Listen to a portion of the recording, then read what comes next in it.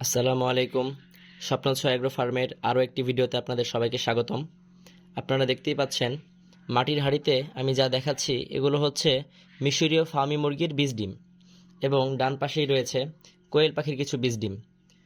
তো আপনাদের যদি কারো বীজ ডিম প্রয়োজন হয়ে থাকে তাহলে আমাদের নাম্বারে যোগাযোগ করবেন, সরাসরি ফোনেও যোগাযোগ করতে পারেন অথবা ওই নাম্বারে হোয়াটসঅ্যাপ বা ইমোর মাধ্যমে আপনারা আমাদের সাথে যোগাযোগ করতে পারেন।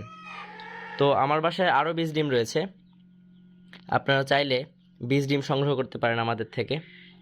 এই যে দেখতেই পাচ্ছেন মাটির হাঁড়ির ভিতরে রয়েছে ফার্মি মুরগির বীজ ডিমগুলো এবং এই পাশে রয়েছে কোয়েল পাখির বীজ ডিমগুলো।